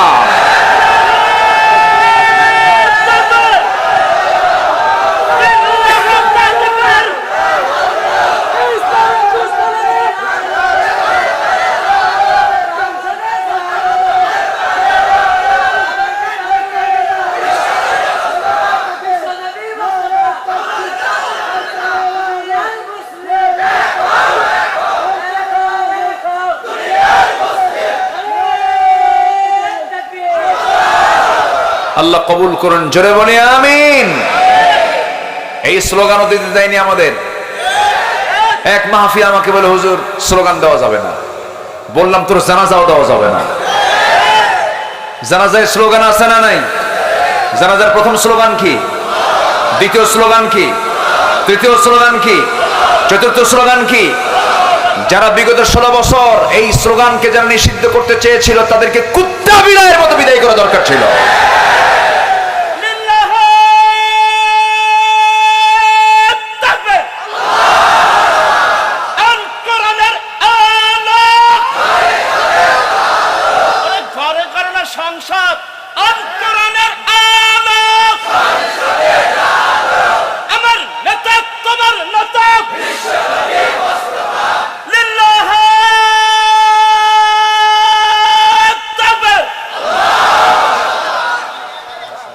আল্লাহ কবুল করুন। জোরে বলি আমিন। আল্লাহ যে কত খুশি হন তার নাম নিলে পরে, সুবহানাল্লাহ। দুনিয়াতে আপনি বারবার মাগে যায়, আল্লাহ বলে তুই আমারে যত ডাকবি আমি তত খুশি হয়ে যাব। বেশি ডাকলে খুশি হন তিনি একমাত্র পৃথিবীতে একজন, তিনি আমার কে? নামাজ পড়বো না ভাই? কয়েকটা নামাজ পড়বো? 5 ওয়াক্ত। তাহলে বিচার করবো না অবিচার করব? কিছু বাবা আছে ছেলের অবিচার করে, আছে কিনা? ছেলেকে একটা কম দেয় আরেকটাকে বেশি দেয়, এটা কি বিচার না অবিচার? বাপ হইছেন কিন্তু উপায় নাই, জাহান্নাম যেতে হবে। এক ছেলেকে 3 বিঘা লিখে দেয়, আরেক ছেলেকে দেয় না, আছে? আছে কিনা? আছে কিনা? এটা করা যাবে? এটা হালাল না হারাম? এটা সঠিক বিচার না অবিচার হলো? অবিচার হলো। অবিচার বলতে এখানে শুধুমাত্র রাষ্ট্রীয় কাঠামোকে বোঝায় নাই। আপনার স্ত্রীর হক আছে, আপনি সঠিকভাবে হক আদায় করলেন না, আপনি অবিচার করে ফেললেন। অনেক স্বামী আছে বইয়ের প্রতি অবিচার করে, আবার অনেক স্ত্রী আছে স্বামীর প্রতি অবিচার করে। যে ব্যবহার পাওয়ার উপযুক্ত যোগ্যতা, সেই উপযুক্ত ব্যবহার স্বামীকে দেখায় না। আছে কিনা? আছে কিনা? আছে। হয়তো স্বামীর অবস্থাটা একটু খারাপ, দুর্বল, শ্বশুর বাড়ির মানুষগুলি একটু দুর্বল, গরিব মানুষ, বাবার বাড়ি, মেয়েটার বাবার বাড়ি ধনী মানুষ, দেখবেন খুব খারাপ আচরণ করে, অবিচার করে ফেলে। এমনকি এমন মহিলাও আছে স্বামীকে থাপড়ায়, এমন স্বামীও কিন্তু দুনিয়াতে, এমন বউ দুনিয়াতে আছে। এগুলো অবিচার। আমার বন্ধুগণ, কোনো ক্ষেত্রে কোনো বিচার করা যাবে না। আপনি বড় কর্মকর্তা, আপনার অধীনে যারা আছে আপনি তুই তাগার করতে পারবেন না, খারাপ ব্যবহার করতে পারবেন না। হয়তো আপনার পদোন্নতি হয়েছে, আপনি বড় অফিসারের পদে বসেছেন, কিন্তু সে তো আল্লাহর গোলাম। সে হয়তো সাধারণ কোনো কর্মকর্তা হতে পারে, আপনি বড় কর্মকর্তা হতে পারেন, কিন্তু সম্মান, শ্রদ্ধা, স্নেহ কোনো অংশে কম রাখা যাবে না। যদি কম বেশি করেন এটা বিচার না অবিচার হয়ে যাবে। এইরকম করে প্রত্যেকটা জায়গায় সঠিক বিচার করতে হবে। ওমরে ফারুক রাদিয়াল্লাহু তাআলা আনহু তিনি সফরে বের হয়েছেন, প্যালেস্টাইন সফরে বের হয়েছেন। তিনি এক ভৃত্যকে সাথে নিয়ে ভৃত্যকে বললেন, ভৃত্য আমি উটের পিঠে চললাম, তুমি লাগামটা ধরো। লাগাম ধরে ধরে যাচ্ছেন, উটের ওই ভৃত্যটা চলতে চলতে পা লেগে গেছে। ওমরে ফারুক বলছেন, ভৃত্য তুমি এখন আমার উটের পিঠে চড়ো, আমিও লাগামটা ধরি। ভৃত্য বলছে, এটা কেমন করে হয়? আপনি খলিফাতুল মুসলিমিন, অসম্ভব ব্যাপার। না না, এটা হতে পারে না। ওমরে ফারুক বলছেন, ও আমার ভাই, আমি রাষ্ট্রের প্রধান হতে পারি, তুমিও বান্দা আমিও বান্দা। আজকে যদি আমি এই সমতা রক্ষা না করি, কিয়ামতের দিন আল্লাহ পাক আমাকে জালিমের কাতারে শামিল করবেন। উঠায় দিছে ভৃত্যকে উটের পিঠে, জায়গা মতো জায়গায় পৌঁছে গেছে। যখন ওমরে ফারুক আসতেছে, সবাই উঠে বসে থাকে। সেই ভৃত্যকে ওমর মনে করে বলছে, ওমর আপনাকে ওয়েলকাম জানাচ্ছি। ভৃত্য কয়, চাকরকা আমি তো ওমর নই, লাগামটা ধরে আছে সেই লোকটাই ওমর। জোরে বলে সুবহানাল্লাহ। এই ব্যবহার দেখে বলে ফেলছে, আশহাদু আল্লা ইলাহা ইল্লাল্লাহ। সম্মতা সাইয়েদনা ওমর ফারুক রাদিয়াল্লাহু তাআলা আনহু একদিন এশার নামাজটা পড়ায়া ইমামতির দায়িত্ব তিনি পালন করেছেন। যারা এই রাষ্ট্রপ্রধান হবে তারা নামাজ পড়বে না পড়াবে? আজ তারা পড়বে না পড়াবে? আবু বকর পড়ছেন না পড়াইছেন? ওমর ফারুক পড়েছেন না পড়াইছেন? ওসমান জিন্নুরাইন তিনি পড়ছেন না পড়াইছেন? আলী তিনি পড়েছেন না পড়াইছেন? আমার নবীজি পড়েছেন না পড়াইছেন? যাই হবে নেতা সে হবে মুসল্লি না ইমাম? বলেন বলেন বলেন বলেন। ইমাম। সাইয়েদনা ওমর ফারুক রাদিয়াল্লাহু তাআলা আনহু এশার নামাজ পড়ায়া ঘরের মধ্যে ঢুকে বলছেন, আমার স্ত্রী একটু খাবার দাও, ঘুম তো আসে না, জনগণকে না দেখলে আমার ঘুম হয় না। তিনি খেলাফতের দায়িত্ব পালনের পর থেকে ওই যে অসুস্থ হলেন, সে অসুস্থতা মৃত্যু পর্যন্ত তাকে নিয়ে চলে গেল, শুকায় গিয়েছিলেন। তাকে বলা হলো, ওমর এরকম শুকায় যান কেন? তিনি বলছেন, তোমরা আমাকে যে দায়িত্ব দিয়েছো এই দায়িত্ব আমাকে স্বাস্থ্যহীন করেছে। আমার ঘুম হয় না, জনগণকে না দেখলে আমার ভালো লাগে না। এশার নামাজ পড়ে তার প্রত্যেকটা রাত ডিউটি ছিল তার প্রতিবেশীকে দেখতে যাওয়া। এক রাতে প্রতিবেশীকে দেখতে গেলেন, প্রতিবেশীর ঘর থেকে কান্নার আওয়াজ আসে, বাচ্চারা কান্দে কেন? এই বাড়িতে মা নাই নাকি? বাচ্চার মা নাই নাকি? বাচ্চার মা বের হয়ে আসছে, কান্দে কেন বাচ্চারা এত রাতে? খাবার নাই কেন? তোমার স্বামী কি হয়েছে? স্বামী মারা গেছে, আমি বিধবা মানুষ। চুল পরিমাণ কোনো খাবার নাই, শুধু পানি জাল দিচ্ছে, অভিনয় করতেছি, কি করবো? এই জন্য সন্তানগুলো কান্দে। ওমর ফারুক কাঁদতে কাঁদতে চলে আসছেন খাজানায়, খাদ্য গোদামে চলে আসছেন। এক বস্তা আটা নিজের পিঠে বহন করে নিয়ে আসতেছেন। ম্যানেজার বলছে, ওমর ফারুক রাদিয়াল্লাহু তাআলা আনহু আমাকে দেন দায়িত্ব, আমি নিজে পৌঁছায় দেব। ওমর ফারুক বলছেন, কিয়ামতের দিন আমার আমলনামা তোমার পিঠে যাবে না, আমার দায়িত্ব আমাকে পালন করতে দাও। চলে গেছেন, চলে গিয়ে বিধবার হাতে আটার বস্তা তুলে দিয়ে বলছেন, আমি ওমর তোমাকে দিয়ে গেলাম, আবার যখন ফুরে যাবে আমাকে সংবাদ দিবা। ওমর নিজের দায়িত্বে তোমার ঘরে আটার বস্তা পৌঁছাইয়া দেবে। চলে গেছেন আরেকটা বাড়ির সামনে, হাউমাউ করে কান্দে এক মহিলা, চিৎকার করে করে কাঁদতেছে, যেন কি যেন হয়ে গেছে। খবরটা নিলেন। ওই মহিলার কান্দার হেতু হলো বাচ্চা পেটে আসছে, সন্তান ডেলিভারির সময় হয়েছে, কিন্তু ধাত্রী নাই, বাচ্চা ডেলিভারি হচ্ছে না। মহিলা মারা যেতে পারে অথবা সন্তান মারা যেতে পারে।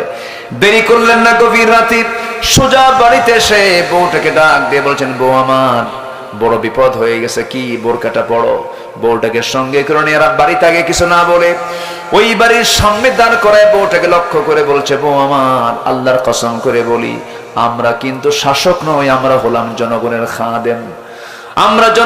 খাদেম, অতএব এই ঘরের মধ্যে একজন মহিলার সন্তান ডেলিভারির যন্ত্রণা শুরু হয়েছে, কিন্তু নার্স নাই, ধাত্রী নাই। আজকে তোমাকে আমার বউ হওয়ার পরও তোমাকে নার্সের দায়িত্ব পালন করতে হবে। অর্ধ দুনিয়ার অর্ধ জাহানের শাসনকর্তার বউ হয়ে গেছেন একজন নার্স, একজন ধাত্রী। আল্লাহু আকবার বলেন। অবিচার না বিচার? বলেন অবিচার না বিচার? অন্যায় না ন্যায়? অমানবতা না মানবতা? ওমরে ফারুক রাদিয়াল্লাহু আনহু বউকে ঢুকায়া দিলেন, নার্সের দায়িত্ব পালন করলেন। ইয়াদিলু হুয়া আকরাবু লিত্তাকওয়া, সঠিক বিচার করো, মানবিক হও, এটাই হলো তাকওয়ার সবচেয়ে শ্রেষ্ঠ পন্থা। এই কাজটা তুমি করতে থাকো, আল্লাহ তোমাকে জান্নাত দিয়ে দিবেন। আমার বন্ধুগণ, আবু বকর সিদ্দিক রাদিয়াল্লাহু তাআলার খেলাফত আমল, তিনি বিশাল রাষ্ট্রের তিনি রাষ্ট্রপ্রধান, তার প্রতিবেশী একজন বুড়ি মহিলা ছিলেন। প্রত্যেকটা দিন ফজরের আগ দিয়ে তিনি খালি পায়ে যেতেন, বুড়ির ঘরের মধ্যে সমস্ত কাপড় চোপড়গুলো ধুয়ে ধুয়ে দিতেন, প্লেটগুলো ধোয়া দিতেন, খেজুরগুলো তাকে খাওয়ায়া দিতেন। পরপর 2 বছর এই খেদমত করলেন, তিনি মারা গেছেন। বুড়ি জানে না খলিফাতুল মুসলিমিন মারা গেছেন। সেই দায়িত্ব কাঁধে এসেছে ওমরে ফারুক রাদিয়াল্লাহু আনহুর, কাঁধে এসেছে দায়িত্ব ওমরে ফারুক রাদিয়াল্লাহু আনহু। ওই মহিলার খেদমত করতে গেছেন, কাপড় চোপড় ধুয়ে দিয়েছেন, খেজুরটা ধুয়ে যখন তার সামনে দিয়েছেন, খেজুর খেতে নিয়ে দেখেন খেজুরের মধ্যে বিচি। সঙ্গে সঙ্গে ভাবলেন মনে হয় খাদেম চেঞ্জ হয়ে গেছে। আবু বকর বুঝি নাই, কারণ আবু বকর যে আমাকে খেজুর খাওয়াতো, বিসিগুলো ফেলে দিয়া আমাকে শুধু খেজুর দিত, আমি খেয়ে নিতাম। যেহেতু বিসি সহ খেজুর দিয়েছে, খাদেম পাল্টে গেছে, আবু বকর আর নাই। জোরে বলি আল্লাহু আকবার। আমার বন্ধুগণ, আমার ভাইরা, অবিচার করা যাবে না। ওয়ালা তাত্তাবিউল হাওয়া আন তা'দিলু, নিজের মন যা চাই সেই অনুযায়ী তুমি বিচার করবে না। বিচার করবে কার বিধান দিয়ে বলেন? আসতে বলবেন না, কার বিধান দিয়া? নাম্বার 3 হলো গীবত করা নিষিদ্ধ। গীবত করা কি? নিষিদ্ধ। রাস্তার মোড়ে মোড়ে, চৌরাস্তার মোড়ে, ত্রিমোহনের মোড়ে যে সমস্ত 4 দোকানগুলো আছে, আমি 4 দোকানের নাম দিয়েছি গীবত খানা। কি খানা বলেন? গীবত খানা। এগুলো ইমানদারদের সময় নাই চা খাওয়ার, বিড়ি খাওয়ার সময়, এগুলো ইমানদারদের জীবনে নাই। সময় নষ্ট করার সময় নাই। 60-70 বছরের জিন্দেগি, প্রত্যেকটা সেকেন্ডকে আমরা কাজে লাগাবো, জিহ্বাকে কাজে লাগাবো, কানকে কাজে লাগাবো, চোখকে কাজে লাগাবো, প্রত্যেকটা মিনিটকে আমরা কাজে লাগাবো। ওয়ালা ইয়াগতাব বা'দুকুম বা'দা, সূরা হুজরাতের 12 নম্বর আয়াত, আল্লাহ বলছেন তোমরা গীবত করো না। গীবত মারাত্মক গুনাহ। গীবত মানে হলো মরা ভাইয়ের গোশত খাওয়া। কোন ভাইয়ের গোশত খাওয়া? মরা ভাইয়ের গোশত খাওয়া। নাম্বার 4 হলো মিথ্যা রটনা। মিথ্যা কিছু ঘটনা উদ্ঘাটন করা নিষিদ্ধ, এমন কাজ করা যাবে না। আল্লাহ রাব্বুল আলামিন বলছেন, ইন্নামা ইয়াফতারিল কাযিবাল্লাযীনা লা ইউমিনুনা বিআয়াতিল্লাহ ওয়া উলাইকা হুমুল কাযিবুন। জোরে বলুন আল্লাহু আকবার। নাম্বার 5 হলো মিথ্যা সাক্ষ্য দেওয়া যাবে না। মিথ্যা সাক্ষী বুঝি আজকের দেশের মামলায় নাই? আসতে বলবেন না, আছে না নাই? সত্য সাক্ষী বেশি না মিথ্যা সাক্ষী বেশি? যারা মিথ্যা সাক্ষী দেবে তারা জান্নাতি না জাহান্নামী? জাহান্নামী। কোন মিথ্যা সাক্ষীর কাছে যাব না। ওয়াল্লাযীনা লা ইয়াশহাদুনাস সুর ওয়া ইযা মাররু বিল্লাগবি মাররু কিরামা। জোরে বলুন আল্লাহু আকবার। নাম্বার 6 হলো অন্যায়ভাবে অপরের সম্পত্তি গ্রাস করা যাবে না। ভূমিদস্যু কুষ্টিয়াতে আছে না নাই? পুকুর দখল আছে না নাই? টেন্ডারবাজি আছে না নাই? চাঁদাবাজি আছে না নাই? এগুলোকে সম্পূর্ণ হারাম করে দিয়েছেন তিনি আমার কে? নাম্বার 7 হলো মাতা পিতার অবাধ্য হওয়া যাবে না, খারাপ ব্যবহার করা যাবে না। আজকে শিক্ষার হার বেড়েছে, মাতা পিতার প্রতি সম্মান, সেবার হার কমেছে না বেড়েছে? কমেছে। তাহলে শিক্ষার মধ্যে ভেজাল আছে না নাই? আমার দাদারাই ভালো ছিলেন, দাদারা পড়াশোনা বেশি করতে পারেন নাই, কিন্তু বাপ মার খেদমত করেছেন। আজকের নাতিরা পড়াশোনা বেশি করছে কিন্তু বাপরে খেদমত করে না। এখান থেকে প্রমাণ হয়ে গেল শিক্ষার মধ্যে ভেজাল আছে না নাই? আচ্ছা, এই 2 চোখ সাক্ষী। বৃদ্ধাশ্রমে দেখে এসেছি, বয়স্ক মানুষ পড়ে আছে, বয়স্ক মহিলা পড়ে আছেন। আমি একজনকে প্রশ্ন করলাম, মুরব্বী আপনি এই জায়গায় কেন, কি হয়েছে আপনার? কে বাবা, সন্তান বড় ডাক্তার সময় পায় না, সন্তান বড় ইঞ্জিনিয়ার সময় পায় না, সন্তান বড় একজন ব্যবসায়ী সময় পায় না। মাসে মাসে এই জায়গায় টাকা দিয়ে দেয়, টাকার কোনো সমস্যা নাই, কিন্তু এই জায়গায় রেখে দেয়, তাদের সেবা করার সময় নাই। শেষ বয়সে বাপমার জন্য টাকা দরকার না সেবা দরকার? বলেন কি দরকার? সেবার দরকার। আল্লাহ টাকার কথা বলেন নাই, সেবার কথা বলেছেন। যখন বুড়ো হয়ে যাবে, কিবার আহাদুহুমা আও কিলাহুমা ফালা তাকুল লাহুমা উফ। ওই 70 বছর বয়সে তোমার মা তোমার বাবা শিশুর মতো বলবে বাদাম কিনে আন, শিশুর মতো বলবে তুই আমার জন্য কুশাল কিনে আন, শিশুর মতো বলবে আমি এটা খাবো না, আমার জন্য কলা কিনে আন, তুই ওঠান ওঠান, বারবার ডিস্টার্ব করবে, বিছানায় পেশাব করবে, পায়খানা করবে। ফালা তাকুল লাহুমা উফ, উফ করবি না, খারাপ ব্যবহার করবি না। কারণ তোর যে শিশুকাল ছিল, তুই যখন তোর মার পেটের মধ্যে ছিলি মা কতবার আঘাতগুলো সহ্য করেছেন। 9টা মাসে বিজ্ঞান বলছে প্রত্যেক মা সন্তান তার ওই মার কলেজায় 1টা বার 2টা বার লাথি মারে নাই, 4500 থেকে 5000 বার লাথি মেরে আমার মার পেট থেকে আমি দুনিয়াতে এসেছি। মাকে কত কষ্ট দিয়েছি, সেই মার পেট থেকে দুনিয়াতে এসেছি আমি। এই দুনিয়াতে এসে কয়েক মন, শুধু নয় মনকে মন দুধ আমি আমার মার স্তন থেকে পান করেছি। আমার বাবা মাকে তিলে তিলে মানুষ করেছেন, জ্বর হয়েছে গোটা রাত জ্বর কমে না, বাপ যায় ডাক্তারের কাছে, মা ছটফট করে কান্দে, সেজদায় পড়ে কান্দে। এই যে তিলে তিলে আমাকে গড়ে তুললেন যে বাপ মা বুড়া বয়সে, সেই বাপ মা যখন পড়ে যাবে ওই বাপ মার দেখার দায়িত্ব সন্তানের ফরজ করে দিয়েছেন তিনি আমারকে। আমার বন্ধুগণ, আমার মা আমার বাপ এমন একটা পোস্ট, এটা মা যদি খুশি হন আর শাজিম খুশি হয়ে যায়, বাপ যদি খুশি হয়ে যান আর শাজিম খুশি হয়ে যায়, পৃথিবীর সকল মানুষ নারাজ হয়ে যাক, আমার আপনার আব্বা আম্মা খুশি হয়ে যাবে, এটা আল্লাহর কাছে পছন্দ হয়ে যাবে। জোরে কোন সুবহানাল্লাহ। এই জন্য বাপ মার খেদমত করবো, কম না বেশি? বউ আগে না মা আগে? অনেকে চুপ করে আছে, বউ আগে না মা আগে? মাহফিলে বউ আগে না মাহফিলে মা আগে? মাহফিলে মা আগে আর বাড়িতে বউ আগে? হ্যাঁ, বাড়িতে বউ আগে। চিন্তা করে দেখেন, আছে আছে দেখেন, চাচা বলে ফেলেছেন। আমার বন্ধুগণ, মা কখনো পিছে হবে না, মা সব চাইতে আগে। মার চাইতে আগে কেউ না। বউকে পাল্টানো যেতে পারে কিন্তু মাকে পাল্টানো যায় না। কিন্তু বউয়ের দামও আছে, বউকে আমি হালকা চোখে দেখছি না, বউয়ের দামও আছে, কিন্তু মার চাইতে কোনো অংশে বেশি হতে পারে না, কখনোই নয়। এমন করে পরিবারটা গড়ে তুলবেন, বউকে স্ট্রেট ফরওয়ার্ড বলে দিবেন, বউ আমার, তুমি আমার ইমান, তুমি আমার অস্তিত্ব, তুমি আমার যৌবনের কন্ট্রোল করো, তুমি আমার ইমান রক্ষাকারী, তুমি আমার ইমানকে কন্ট্রোল করো। আমি যে জেনার দিকে যাই না, আমি তোমার দিকে থেকে আমার ইমানটা ঠিক থাকে, এটা সবকিছু ঠিক আছে। কিন্তু আমার বউ একটা কথা জেনে রেখে দিও, আমার মার ব্যাপারে তুমি কোনো ইন্টারফেয়ার করতে পারবা না, আমার মার ব্যাপারে কোনো নেগেটিভ কথা তুমি বলতে পারবা না। আমার মার ব্যাপারে তুমি নেগেটিভ হলে আমি তোমার ব্যাপারে নেগেটিভ। আসতে কোন কেন? জোরে বলুন ঠিক কিনা?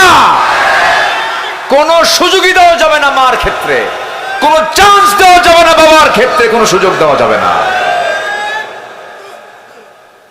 এই শিক্ষা কোরআনে আছে। এই শিক্ষা কোথায় আছে? ফালা তাকুল লাহুমা উফ। সূরা বনী ইসরাঈলের তাফসীর দেখেন, উহ শব্দের ব্যাখ্যা আল্লাহ তাআলা এগুলো বলে দিয়েছেন। ওয়ালা তানহারহুমা, ধমকাবা না, চোখ রাঙ্গাবা না, চোখ বড় করবা না। ওয়াকুল লাহুমা কাওলান কারীমা, যখন বলবে এমন সুন্দর করে বলবা, তোমার বাপটা যেন মুস্কে হাসি মেরে বুকে জড়ায় ধরে যেন বলে, আমার বাজানকে তুমি আল্লাহ জান্নাত দিয়ে দাও। আমার ভাইয়েরা, আমরা খেয়াল রাখবো না ইনশাআল্লাহ? একটা আপেল যখন কিনবো আমি, সে আপেলটা কিনে আগে ভাববো আমি আমার মাকে আপেলটা দিয়ে দেব। আল্লাহর কসম করে বলছি, বউটাকে আপেল দিবেন, সে আপেলটা বউ একা একা খেতে পারে, আপনার ছেলে মেয়েকে দেবেন একা একা খেতে পারে, কিন্তু মার সামনে আপনি একটা আপেল নিয়ে গেছেন, আল্লাহর কসম করে বলি আমি, মাকে দিবেন, মা তুমি আপেলটা খাও। মা আমার চেহারার দিকে আগে তাকায়, আগে দেখবে আমার বাজানটা কেমন আছে। এরপর একটা চাকুনি একটা বটি নিয়া ওই আপেলটাকে টুকরো টুকরো করে করে একটা একটা করে বলবে, বাজান তুই খা, তুই বেঁচে থাক। সর্বশেষে 2-1টা বাঁচলে পর আগে ছেলের মুখে খাবার তুলে দিয়ে এরপরে নিজে খায়। এই পৃথিবীতে একজন মানুষই সন্তানের মুখে আগে খাবার দিয়া তারপরে মুখে খাবার নেয় কে? কেমনে ভুলে যান, কেমনে ভুলি আমরা তাকে? বউয়ের জন্য আপনি শাড়ি কিনেছেন, 2000 টাকার শাড়ি কিনেছেন, বউ বলবে এটা শাড়ি হলো নাকি? অমুকের বউ কিনে আনছে নতুন শাড়ি, রাজশাহী সিল্কের শাড়ি, সেই শাড়ির দামটা 8000 টাকা।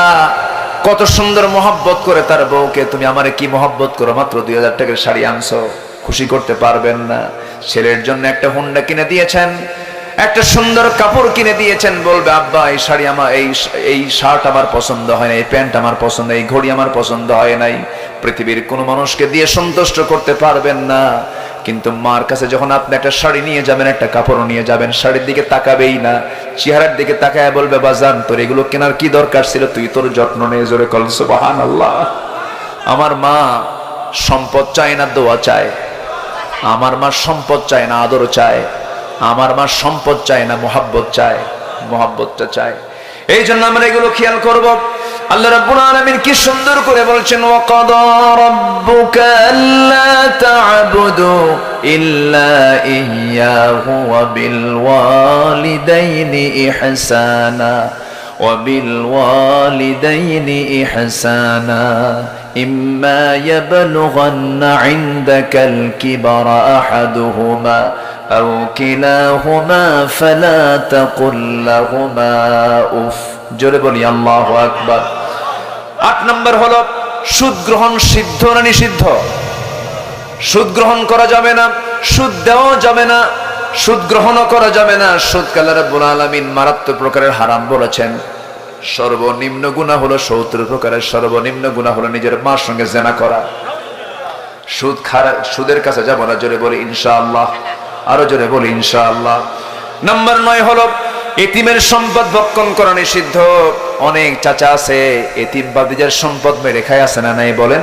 আছে, সম্পূর্ণ নিষিদ্ধ। আল্লাহ রাব্বুল আলামিন বলছেন, ইন্নামা ইয়াকুলুনা ফি বুতুনিহিম ইল্লান ফি বুতুনিহিম নারা ওয়া সায়াসলাউনা সাঈরা।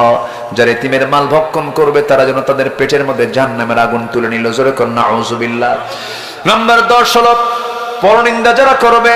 নাম্বার 11 হলো মিথ্যা প্রতারণামূলক প্রতিজ্ঞা নিষিদ্ধ করেছেন। মিথ্যা প্রতারণামূলক অনেকে প্রতিজ্ঞা করে, ভাইরা আমাকে ভোট দিয়ে দেন, ভোট দিলে পরে আকাশের সূর্য হাতে দেব। আছে না এরকম? আছে না? কিসের সূর্য হাতে দেবে? এটা কি সত্য হয় না মিথ্যা হয়? এরকম মিথ্যা প্রতিজ্ঞা আছে না নাই বলেন? আছে। এগুলোকে আল্লাহ পাক হারাম করে দিয়েছেন। এমন ধরনের তোমরা লা তাত্তাখিযু ঈমানাকুম, তোমরা এমন ধরনের কোনো প্রতিজ্ঞা করো না যা তোমরা আদায় করতে পারবে না, এটাকে হারাম করে নিষিদ্ধ করা হয়েছে। নাম্বার 12 হলো অপব্যয় করা সিদ্ধ নিষিদ্ধ। বলেন বলেন বলেন, অপচয়কারী কার ভাই? আসতে বলবেন না, কার ভাই? ইন্নাল মুবাযযিরিনা কানু ইখওয়ানাশ শায়াতিন। জোরে বলুন আল্লাহু আকবার। নাম্বার 13 হলো অন্যের প্রাইভেসি লঙ্ঘন করা যাবে না। ধরুন একজনের মোবাইল আছে, তার লক দেওয়া আছে, আপনি ওটা দেখতে পারবেন না। কারো মানিব্যাগে হাত দেওয়া যাবে না, কারো টেবিলে হাত দেওয়া যাবে না, এমনকি অন্যের ঘরে না অনুমতি না নিয়ে ঢোকা যাবে না, সালাম না দিয়ে ঢোকা যাবে না, কারো জানালায় উকি মারা যাবে না। কারো জানালায় উকি মারতে গেলে রাসূল বলেছেন, যদি কেউ অনুমতি ছাড়া উকি মারে তার চোখটা কানা করে দাও। তার চোখটা কি করে দাও? কানা করে দাও। আল্লাহ রাব্বুল আলামিন বলেন, লা তাদখুলু বুয়ুতান গায়রা বুয়ুতিকুম হাত্তা তাস্তানিসু ওয়া তুসাল্লিমু আলা আহলিহা। নাম্বার 14 হলো একে অপরকে তোমরা কখনো ঠাট্টা করবা না। এই যে পাগল লোকটা বসে আছে, হাসবা না। অন্ধ লোকটা বলতে আছে, কানা বলবা না। খাটো লোকটাকে খাটো বলবা না, লম্বা লোকটাকে লম্বা বলবা না, কালোকে কালো বলবা না। এইরকম করে করে কাউকে হেয় করে, কোন প্রকার ছোট করে ইনসাল্ট করে কোনো কথা বলবা না। এগুলোকে আল্লাহ তাআলা হালাল করেছেন না হারাম করেছেন? হারাম করেছেন। আমার বন্ধুগণ, নাম্বার 15 হলো একে অপরকে মিথ্যা অপবাদ দেওয়া যাবে না। এই 15 নিষেধাজ্ঞা যদি আমরা অবলম্বন করে 15টা কাজ থেকে নিজেকে যদি গুটে রাখতে পারি, পরহেজ রাখতে পারি, আল্লাহর জান্নাত পেতে আমাদের জন্য তেমন কষ্ট হবে না। আমরা পালন করব, জোরে বলি ইনশাআল্লাহ। ফজর পড়বেন কারা কারা? একটু হাত তুলে দেখান তো দেখি, ফজর পড়বেন কারা কারা? জোরে বলি আল্লাহ। আমাদেরকে ফজর, যোহর, আসর, মাগরিব, ইশা 5 ওয়াক্ত সালাত আদায় করার তৌফিক তুমি আল্লাহ দিয়া দাও। জোরে বলি আমিন, আরো জোরে আমিন। হাত নামান। যে যেখানে আছেন আমরা বসে পড়বো, দোয়া করব। চাইবো কার কাছে? আসতে বলো না, চাইবো কার কাছে? তার আগ দিয়ে মাহফিল কমিটি আমাকে একটু বলেছিলেন, যদি কেউ দিতে চান, হয়তো আমার হাতে বরকত মনে করে দিতে চান, যে প্রধান মেহমানকে দেবো। এই ওঠে কে? জি জি জি জি, ঠিক আছে। একজন ভাই দিয়েছেন কিছু টাকা, আল্লাহ কবুল করো। আর কে আছেন দেখি?